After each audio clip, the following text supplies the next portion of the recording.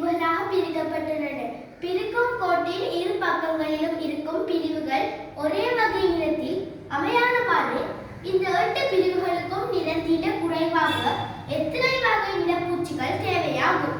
இப்பொழுது இந்த ஒரு சட்டம் தந்து அங்க 8 பிரிவுகளை பிரிச்சுட்டாங்க. ஒரு பிரிவு 2, 3, 4, 5, 6, 7, 8 8 பிரிவுகளாக பிரித்து இங்க ஒரு பக்கத்துக்கு அடுத்த பக்கத்துக்கு வராம எத்தனை நிறப்பூச்சிகள் தேவைன்னு கட்டிட்டாங்க. நான் உதாரணமாக இந்த பக்ஸுக்கு சிவப்பு நிறம் அடிப்போம்னால்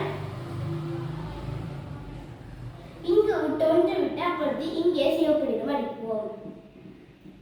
அடுத்தது இந்த பாக்ஸை விட்டு அடுத்த சட்டத்துல சிவப்பு நிறம் அடிப்போம்.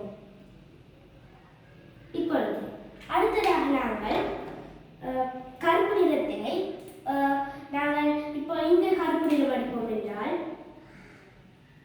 அடுத்த கருப்பு நிறம் இந்த சிவப்பு நிறத்தை விட்டு அடுத்த கலராக வரும்.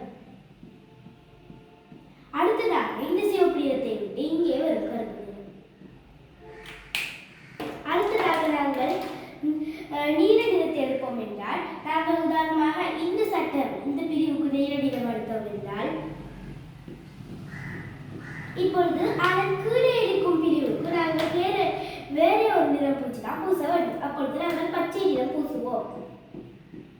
அப்பொழுது நாங்கள் எத்தனை நிறங்கள் பயன்படுத்திக்கோம் என்றால் சிவப்பு 1, கருப்பு 2, பச்சை 3, நீலம் 4.